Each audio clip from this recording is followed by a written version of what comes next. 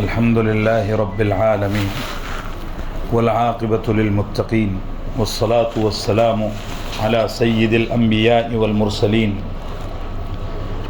سيدنا وحبيبنا وقدوتنا محمد بن عبد الله وعلى آله وصحبه أجمعين أما بعد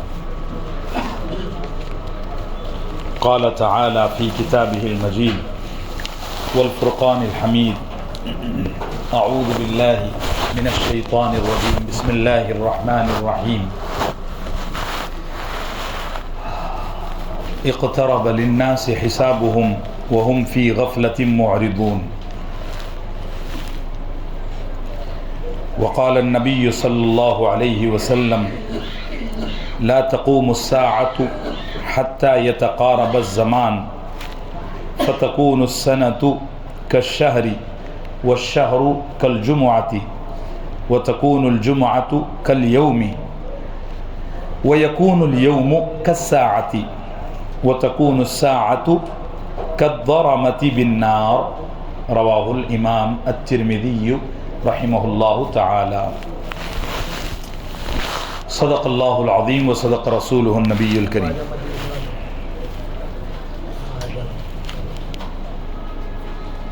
معزز حاضرین گرامی قدر، علامات قیامت میں علامات متوسطہ کو بیان کیا جا رہا ہے.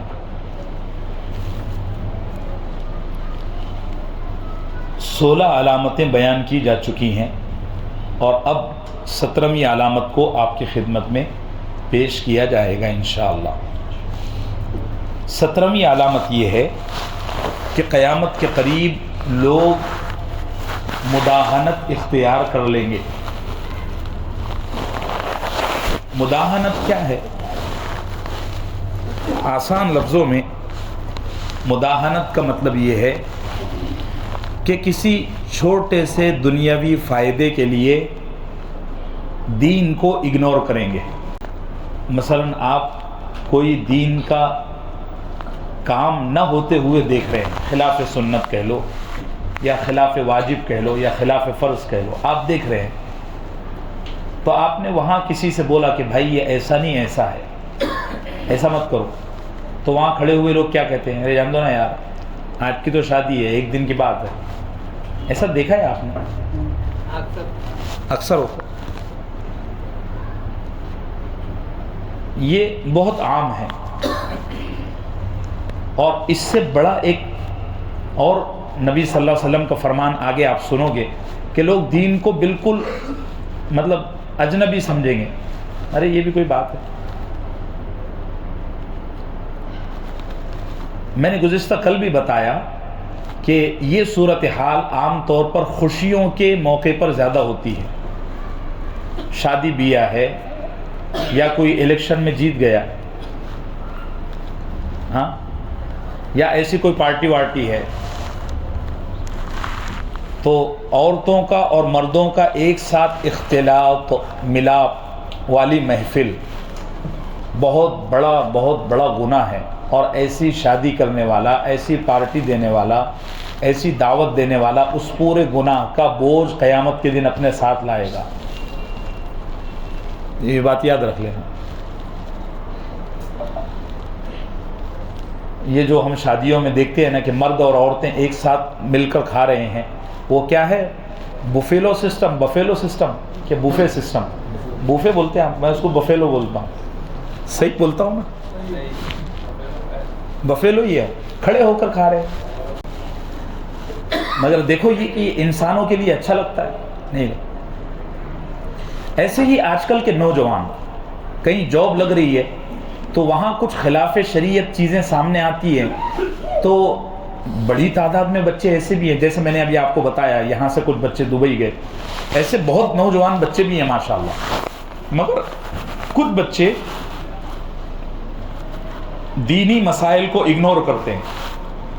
ارے یار اتنی اچھی جاب کہیں ملے گی کیا، بعد میں دیکھ لیں گے. مسائل کا معاملہ جو بھی ہے، سنت فرض واجب جو بھی ہے. کتنے بچے ایسے ہیں میرے علم میں جن کی جاب ایسے آفس میں ہے کہ جہاں جمعے کی چھٹی نہیں ملتی، جمعہ فرض ہے. وہ کہتے ہیں کہ اب کیا کریں گے. اور داڑھی کٹانا تو عام ہے. داڑھی کٹانا تو عام ہے. یعنی یہ اتنا عام ہو گیا ہے کہ اب اس کو گناہ سمجھا بھی نہیں جاتا. اب لوگوں کو بولو کہ داڑھی رکھو تو لوگ کہہ رہے ہیں ثابت کرو. ہو کیا یہ بات کافی نہیں ہے کہ نبی کریم صلی اللہ علیہ وسلم نے داڑھی رکھی ہے؟ بس کافی ہے. ثابت کرنے کا کیا مطلب؟ لوگ کہتے ہیں نہیں جی واجب فرض مستحب بتاؤ. کیا ایسے بہت مسائل ہیں جس میں ہم لوگ مداہنت اختیار کر چکے ہیں. مداہنت بڑی گندی چیز ہے. نبی صلی اللہ علیہ وسلم نے فرمایا جو شخص دین پر خلاف ہوتے ہوئے دیکھے اور کوئی نکیر نہ کرے، ٹوکے نہ، روکے نہ، تو اس آدمی کی اللہ دعا قبول نہیں فرماتے. ایک اور حدیث میں اس کے ساتھ آپ کو سنا دوں، وہ بھی مداہنت سے ہی متعلق ہے. سنن ابی داؤد کی حدیث ہے. نبی کریم صلی اللہ علیہ وسلم نے فرمایا جس مرد کی بہن یا جس باپ کی بیٹی یا جس شوہر کی بیوی خاص طور سے بغیر پردے کے نکلتی ہے اور وہ اس کو بولتا نہیں، تو اس مرد کی کیا پورے گھر والوں کی کوئی دعا قبول نہیں ہوتی. یہ میں حدیث بتا رہا ہوں آپ، سنن ابی داؤد کی ہائی ٹاپ لیول کی حدیث ہے. یہ جو ہم لوگ شکایت کرتے ہیں نا کہ یار ہماری دعا قبول نہیں ہوتی، تو سنتے جائیں ذرا. نبی صلی اللہ علیہ وسلم نے فرمایا جو آدمی اپنی بہن کو، اپنی بیٹی کو، اپنی بیوی کو بے پردگی پر ٹوکے نہ، تو اللہ اس کی طرف رحمت کی نظر قیامت کے دن نہیں ڈالیں گے. اور ایسے آدمی کو حدیث میں دیوس کہا گیا ہے، یعنی بے غیرت، بہت زیادہ بے غیرت. اللہ ہم کو ہدایت عطا فرمائے. اب آئیے 17 علامتیں ہو گئی. 18ویں علامت یہ ہے کہ وقت تنگ ہو جائے گا. ابھی پہلا رمضان تھا، ابھی دیکھ لو 17 پارے ہو گئے. ترمذی کی حدیث ہے جو میں نے پڑھا، آپ نے کیا فرمایا؟ لا تقوم الساعۃ حتی یتقارب الزمان، قیامت قائم نہیں ہوگی یہاں تک کہ زمانہ قریب قریب ہو جائے گا. فتکون السنۃ کالشہر، ایک مہینہ، ایک سال ایک مہینے کی طرح گزر جائے گا. والشہر کالجمعۃ، اور ایک مہینہ ایک جمعے یعنی ایک ہفتے کی طرح گزر جائے گا. وتکون الجمعۃ کالیوم، اور ایک ہفتہ ایک دن کی طرح ہو جائے گا. ویکون اليوم کالساعۃ، اور ایک دن ایک گھنٹے کی طرح ہو جائے گا.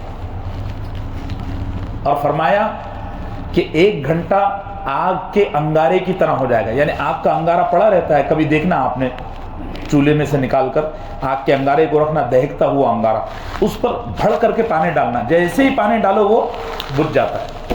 ایسا دن ہو جائے گا. یہ لاک ڈاؤن کے بعد سے میں دیکھ رہا ہوں، دیکھو ہر گھنٹے کا پہلا 15 منٹ معلوم پڑتا ہے، بعد کا 45 منٹ کدھر جاتا ہے کچھ نہیں معلوم پڑتا. آپ دیکھو، اور صبح 11 بجے تک کا دن معلوم پڑتا ہے، بعد میں 12 بجے سے کہاں ہم چلے جاتے ہیں، عجیب لگتا ہے. ایسے ہی ہر مہینے کے شروع کے 5 دن معلوم پڑتے ہیں، بعد کے جو 25 دن ہیں نہیں معلوم پڑتا. پچھلے سال میں یہاں تراویح پڑھانے آیا تھا، اب دوسرے سال آ گیا، دھڑ دھڑ دھڑ دھڑ دھڑ دھڑ، یعنی عجیب عجیب رفتار ہے.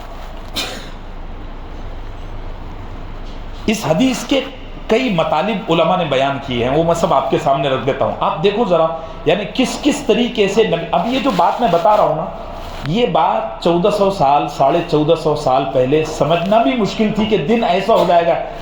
1450 سال تو بہت دور کی بات ہے. آج سے اگر کوئی 10 سال پہلے یہ بات بولتا، اس کے لیے بھی سمجھنا مشکل تھا کہ بھئی دن قریب قریب ہو جائیں گے. کیا مطلب ہے؟ علماء نے اس کے مطلب بیان کیے. نمبر 1، وقت کی برکت ختم ہو جائے گی. ہمارے اکابرین میں ایک عالم ہیں مولانا حبیب الرحمن صدیقی کانلوی، بہت بڑے عالم ہیں. انہوں نے ایک کتاب لکھی، امام اعظم اور علم حدیث، یہ کتاب کا نام ہے. امام اعظم امام ابو حنیفہ اور علم حدیث. کتاب تقریباً مجھے لگتا ہے 650 صفحات کی ہے، میرے پاس ہے. کتنے صفحات کی ہے؟ اور انتہائی تحقیق اور ریسرچ والی کتاب ہے، اور وہ کتاب لکھی ہے انہوں نے آج سے 70-80 سال پہلے، جب کمپیوٹر نہیں تھا، لیپ ٹاپ نہیں تھا، اے آئی نہیں تھا، یہ کچھ بھی نہیں تھا، اور ہر بات کی دلیل اور ثبوت انہوں نے خود لکھا ہے۔ اور وہ کتاب کتنے دن میں لکھی ہے معلوم ہے؟ صرف 16 دن میں۔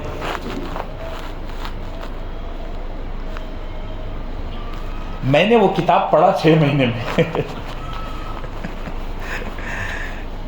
اتنی موٹی کتاب ہے۔ یہ جو دارالعلوم دیوبند ہے نا، دارالعلوم دیوبند، تو مولانا قاسم نانوتوی نے دارالعلوم دیوبند کی بنیاد رکھی، فاؤنڈیشن رکھی، اس وقت تو ان کی عمر صرف 32 سال تھی۔ کتنے سال؟ اب دارالعلوم دیوبند ایک ایسا ادارہ ہے پوری دنیا کا کہ ہر فیلڈ میں اس کا کام ہے۔ وہ دعوت و تبلیغ بھی کر رہا ہے، وہ گمراہی اور فتنوں سے بھی امت کو بچا رہا ہے، تعلیمی لیول پر اس نے لاکھوں علماء امت کو دیے، اور جہاد کے میدان میں بھی دارالعلوم دیوبند کے آگے ابھی اس وقت کوئی انسٹیٹیوشن نہیں ہے، کوئی بھی نہیں۔ ہر فیلڈ میں دارالعلوم دیوبند کا کام ہے۔ اس وقت ان کی عمر 32 سال تھی۔ اب 32 سال کے بچے کو آج کے دور میں وضو کے فرائض بھی نہیں آتے۔ محمد بن قاسم ہندوستان کو فتح کر کے چلا گیا تھا، اس وقت وہ صرف 19.5 سال کا تھا۔ کتنے سال کا؟ 19.5۔ اس میں کون کون لوگ 19 سال کے ہیں بتاؤ؟ 20 پکڑ کے چلو، چلو جانے دو، آدھا سال میری طرف سے۔ 20 سال کے کون کون لوگ ہیں؟ ہاتھ اٹھاؤ نا۔ جو 20 سال کے ہیں ذرا وہ مجھے بتاؤ یہاں انہوں نے کیا کیا زندگی میں، اب تک کی زندگی۔ اور محمد بن قاسم نے سندھ تک کا ہندوستان فتح کر لیا تھا، اور اس نے صرف 200-250 لوگوں کو ساتھ لایا تھا۔ اس وقت راجہ داہر کی حکومت تھی، ہندوستان اس وقت کا ایک بڑا امپائر تھا۔ حافظ ابن حجر عسقلانی نے بخاری شریف کی شرح لکھی، فتح الباری، تو وہ انہوں نے میرا خیال ہے 7-7.5 سال میں لکھی۔ امام بخاری جو قرآن کے بعد سب سے اوتھنٹک کتاب ہے اسلام کی، امام بخاری نے ان کا یہ کام 36 سال کی عمر میں کر لیا تھا، اور 16 سال میں انہوں نے وہ کام مکمل کیا۔ یہ سب باتیں ایک طرف رہنے دو، ان لوگوں نے جو یہ کام کیا ہے نا، تو یہ کام انہوں نے انتہائی بے سر و سامانی کی حالت میں کیا ہے۔ نہ اے سی تھی، نہ لائٹ تھی، نہ بجلی، کچھ نہیں۔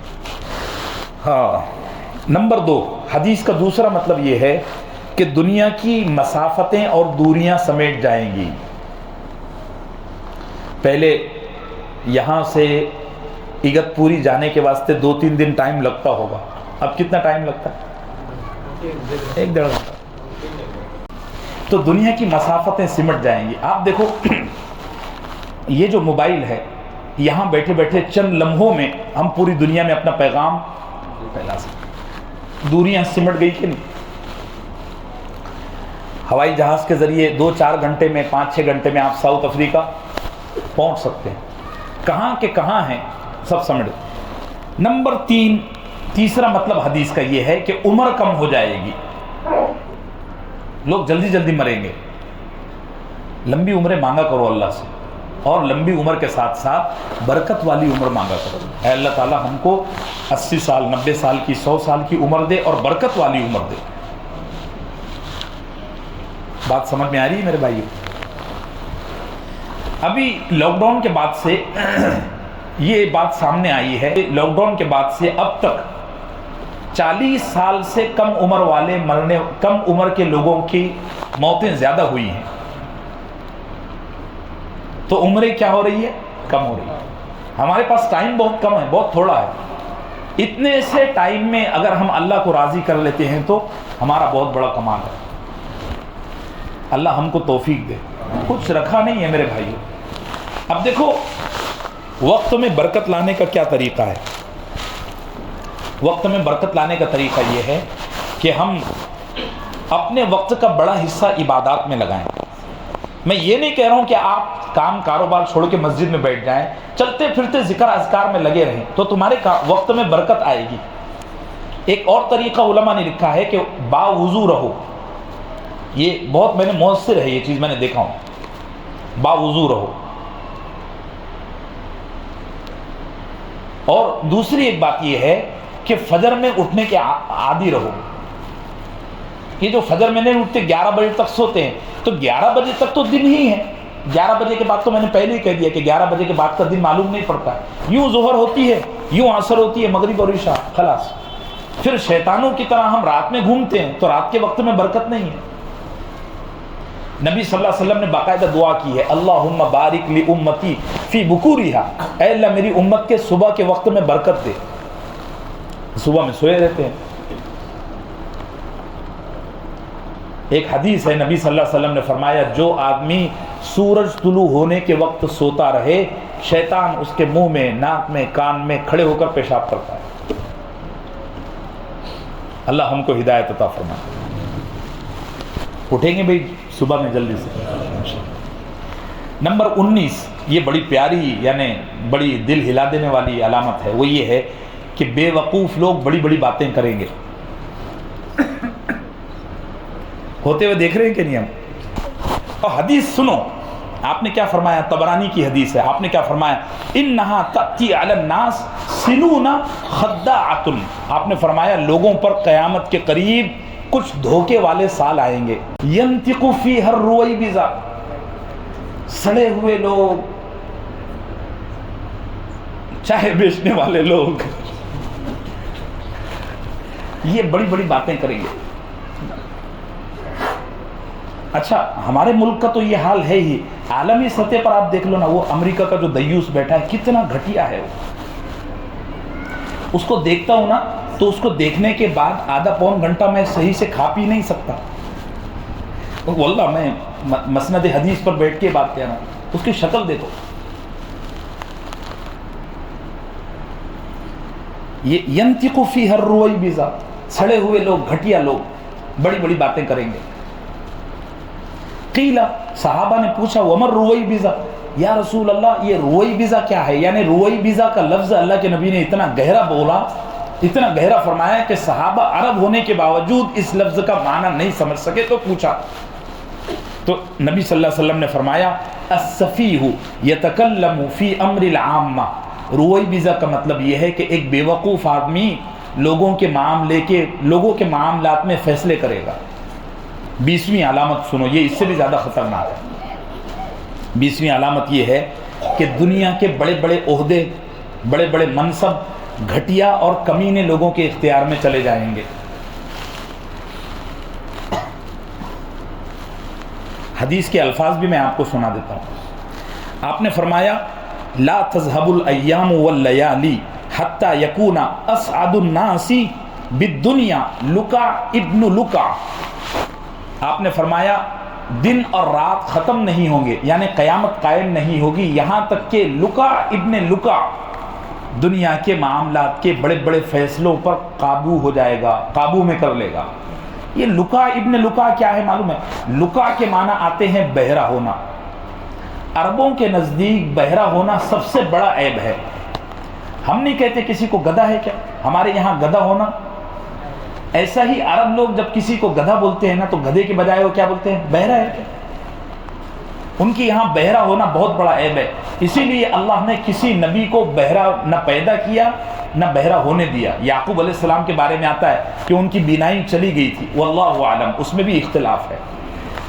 انبیاء نابینا تو ہوئے، ممکن ہے اگر پکڑ کے چلتے، لیکن کوئی نبی بہرا نہیں ہوا۔ بہرا ہونا بہت بڑا عیب ہے، اور جو آدمی بہرا رہتا ہے وہ گنگا بھی رہتا ہے۔ تو یہ بہرا بول کر نا نبی صلی اللہ علیہ وسلم نے گھٹیا پنے اور کمینے پن کی انتہائی پوزیشن کو بیان کیا۔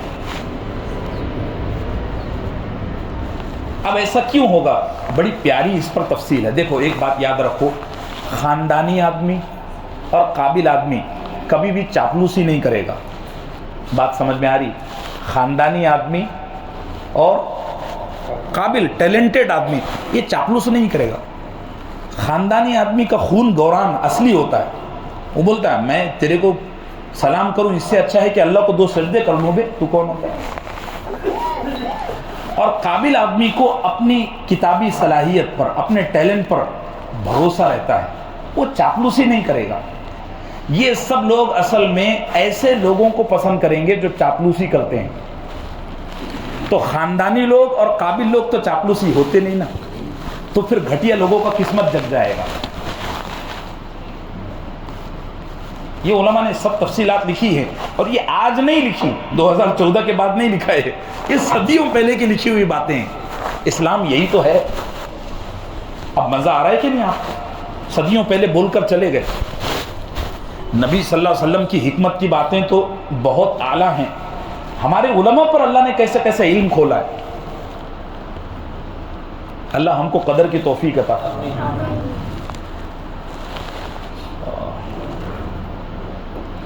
اچھا، ایک میں آپ کو ایک بات اور بولوں، دنیاوی عہدے تو سب ختم ہو گئے، مطلب دنیاوی عہدے پر بیٹھنے والے آج کے دور میں اچھے لوگ ہو ہی نہیں سکتے، تقریباً ایک آدھ کوئی نکل جائے تو ٹھیک ہے۔ دینی عہدوں پر بھی یہی ہے، یہی حال ہے۔ مسجد کے ممبر ہوں یا مدرسوں کے بڑے بڑے حدیث کی مسندیں ہوں، سب وہاں نااہل لوگ بیٹھے ہوئے ہیں۔ ان کے پاس جب جاؤ نا تو وہ دل میں نہیں اترتے، کمزور لوگ ہیں۔ قابل علماء، قابل فضلاء موبائل کی ایسیسریز بیچ رہے ہیں۔ میں نے بولا تھا نا، خاندانی آدمی اور قابل آدمی چاٹوکاریتا نہیں کر سکتا، وہ اکڑ کے رہے گا۔ تو پھر جو عہدے دار ہیں نا، نظام دیکھنے والے، سسٹم دیکھنے والے، ان کے پیٹ میں مروڑ ہوتی ہے، ان کو کام سے نہیں پڑی، ان کو اپنی چاپلوسی سے پڑی ہے۔ تو وہ بولتے ہیں چھوڑو یار، اپنے کان کے نیچے کا لاؤ۔ بس یہ وجہ سے سب ستیاناش ہو گیا، ممبر محراب کیا، سیاستدان کیا، ہر طرف چاپلوسوں کا زور ہے۔ نبی صلی اللہ علیہ وسلم نے فرمایا قیامت کے قریب گھٹیا قسم کے کمینے خاندان کے ناقابل، نااہل، سڑے ہوئے لوگ بڑے بڑے عہدوں پر بیٹھ جائیں گے۔ نمبر 21، مسجدیں گزرگاہ بن جائیں گی۔ یہ علامت بتا رہا ہوں، نبی صلی اللہ علیہ وسلم نے فرمایا کہ قیامت کے قریب لوگ مسجدوں سے گزریں گے۔ اس کا کیا مطلب ہے؟ ایک مطلب تو یہ ہے، جیسے دہلی کی جامع مسجد ہے، آپ وہاں جا کر دیکھو، لوگ تفریح کے لیے آ رہے ہیں، حالانکہ مسجد کیا ہے؟ عبادت کی جگہ۔ ان المساجد للہ، مسجدیں صرف اللہ کے لیے ہیں۔ فلا تدعوا مع اللہ، اس میں اللہ کے سوا کسی کو پکارو۔ یہ قرآن کا واضح اسٹیٹمنٹ ہے۔ اب تم چلے جاؤ، یہاں دہلی کی جامع مسجد ہو گئی، اسی طریقے سے بھوپال کی تاج المساجد، وہاں مفتی عبد الرزاق صاحب نے مضبوط نظام بنا کے رکھا ہے، اللہ ان کو غریق رحمت کرے۔ اسی طریقے سے بولتے ہوئے ہمت تو نہیں ہوتی، مگر صورتحال ایسی ہو گئی، حرم شریف میں بھی آپ دیکھتے ہیں